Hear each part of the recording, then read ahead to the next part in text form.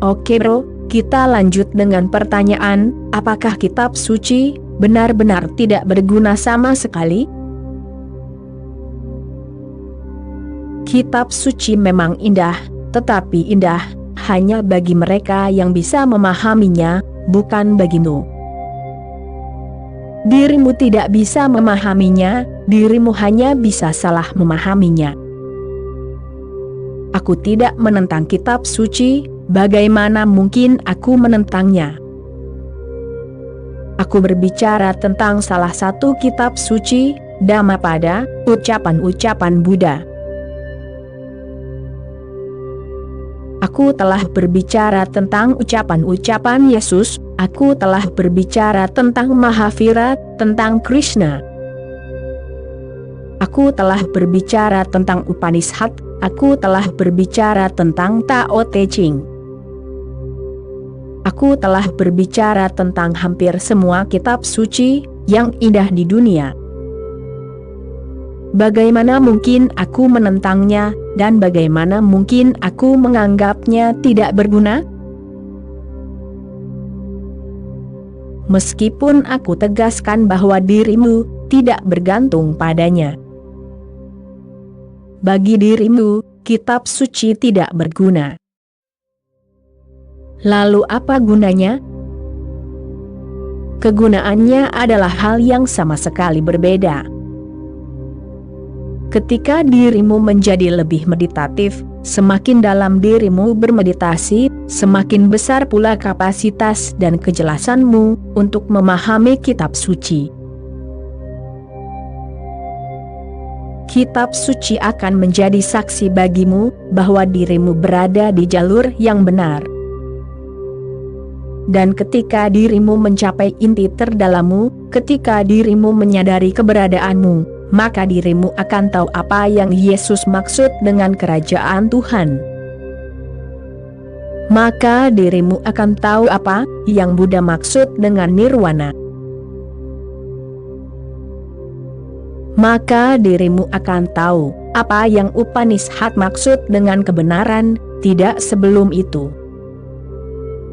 Saat ini, jika dirimu membaca Alkitab, atau Al-Quran, atau Gita, dirimu akan menafsirkannya sesuai dengan keadaan bawah sadarmu, sesuai dengan keadaan non-meditatifmu. Dirimu akan salah menafsirkan, dirimu akan salah paham. Dirimu tidak dalam bentuk yang benar, dirimu terbalik. Dirimu adalah kebingungan, kekacauan. Dirimu adalah kerumunan, dirimu belum menjadi individu. Dirimu tidak memiliki pusat sama sekali.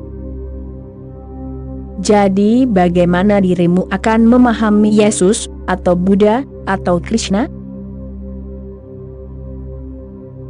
Ingatlah satu hal yang sangat mendasar, dirimu bisa memahami Yesus hanya jika dirimu telah merasakan sedikit kesadaran Kristus dalam dirimu. Jika belum, maka dirimu tidak mungkin bisa memahaminya. Dirimu bisa melihat sekilas Buddha hanya jika dirimu telah mencapai sesuatu dari kebudaan, beberapa tekstur, beberapa rasa, beberapa aroma. Ketika dirimu telah memasuki medan Buddha dan wilayah para Buddha, maka dirimu akan bisa melihat maknanya. Jika belum, maka kata-kata itu ada di sana, tetapi siapa yang akan memberi makna pada kata-kata itu? Dirimu akan memberi makna pada kata-kata itu. Dirimu akan membaca Krishna, tetapi dirimu tidak akan benar-benar membaca Krishna. Dirimu hanya akan membaca dirimu sendiri melalui Krishna. Kata-kata itu akan menjadi milik Krishna, tapi maknanya akan menjadi milikmu, dan maknanya lah yang penting, bukan kata-katanya. Kata-kata itu mungkin berasal dari Kristus, Buddha, Zarathustra, tetapi siapa yang akan memberi makna pada kata-kata itu? dirimu yang akan memberikan makna pada kata-kata itu. Dirimu akan memaksakan maknanya, dirimu akan memproyeksikan maknanya. Aku tidak menentang kitab suci. Bagaimana mungkin aku menentangnya? Aku mendukung semua kitab suci, tetapi aku tidak bisa mengatakan kepadamu bahwa melalui kitab suci, dirimu bisa menemukan kebenaran. Itu tidak mungkin.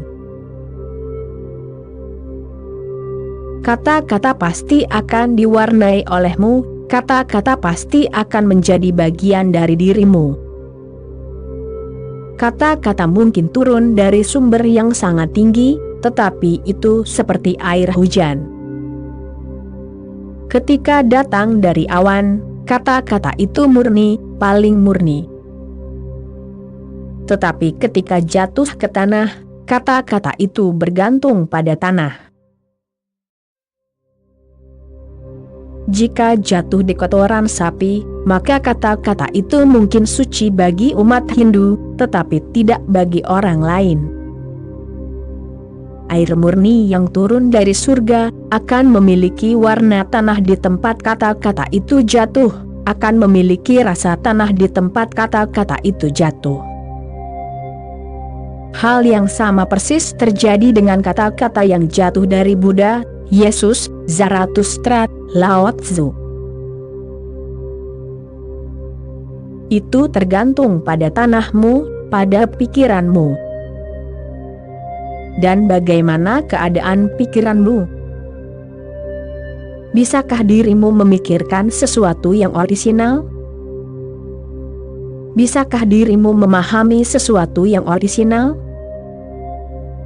Pikiranmu hanya mengulangi apa yang telah didengar atau dibacanya, apa yang telah diajarkan kepadanya. Pikiran itu seperti mesin. Pikiran tidak akan pernah bisa menghasilkan satu pun pemikiran orisinal. Pemikiran orisinal tidak pernah datang dari pikiran, pemikiran seperti itu datang dari alam lain. Buddha menggunakan pikiran untuk berkomunikasi denganmu. Dia harus menggunakan kata-kata, tentu saja, dan dengan menggunakan kata-kata, dia mengambil langkah yang berbahaya. Selama 7 hari dia ragu-ragu, setelah dia tercerahkan, selama 7 hari dia tidak mengucapkan sepatah kata pun.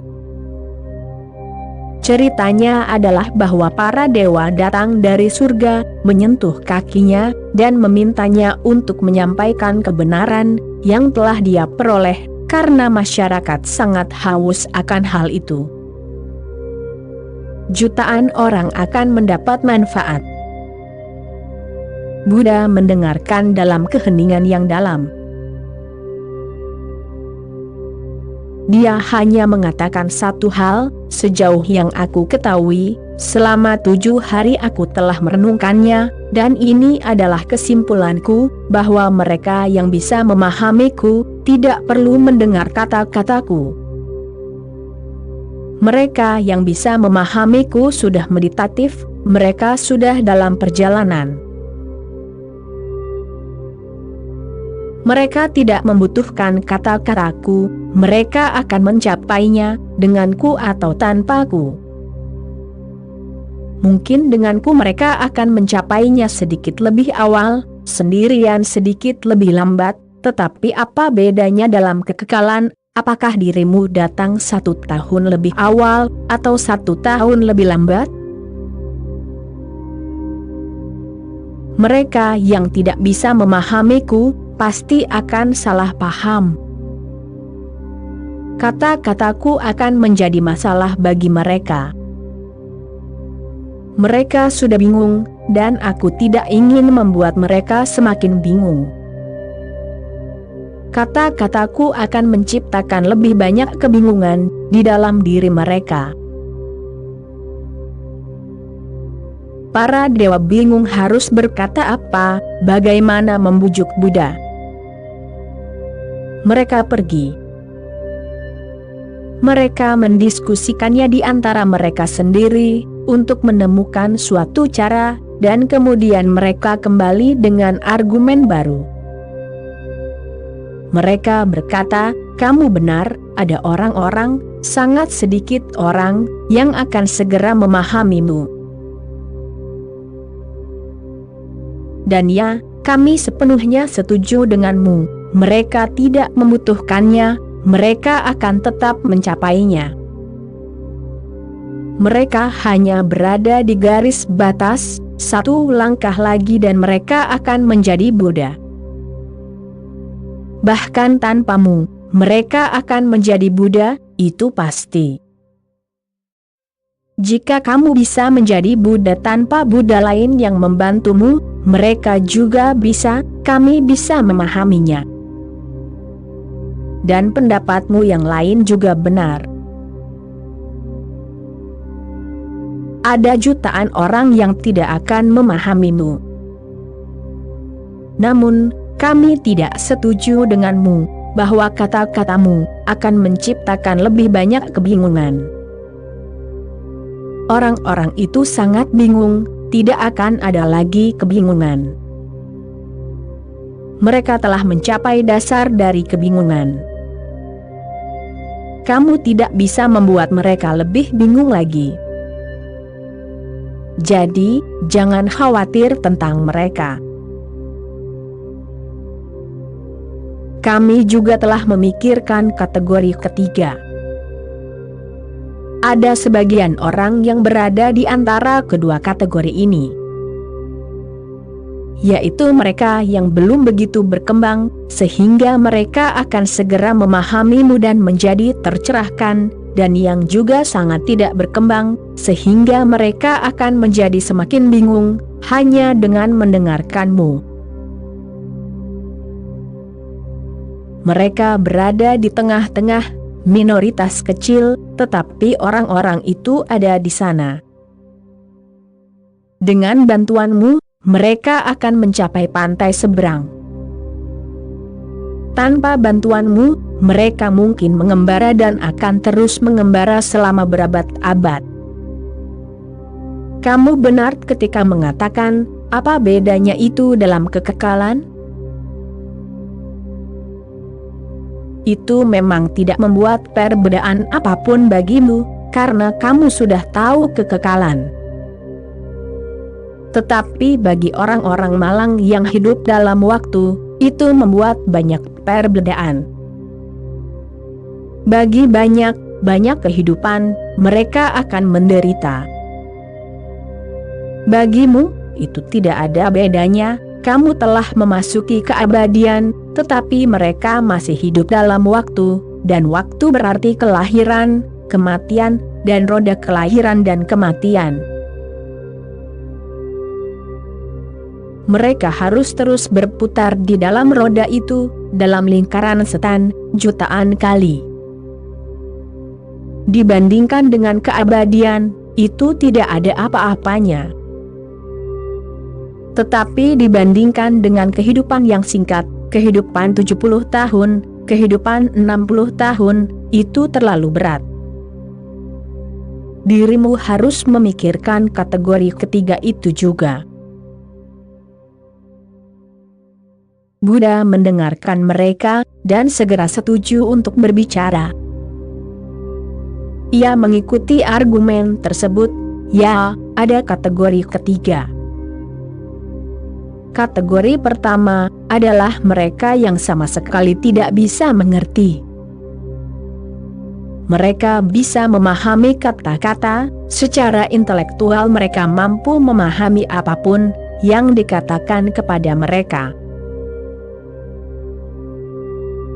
Namun, jauh di dalam, maknanya tidak tersampaikan, signifikansinya tidak tersampaikan. Mereka mendengar musiknya, tetapi mereka tidak memahami melodinya. Mereka mendengar kebisingannya, tetapi mereka tidak merasakan harmoninya. Itu adalah fenomena yang halus. mereka hanya mendengar kata-katanya. Oke bro, sekian dulu episode kali ini, kita sambung lagi nanti. Terima kasih bro.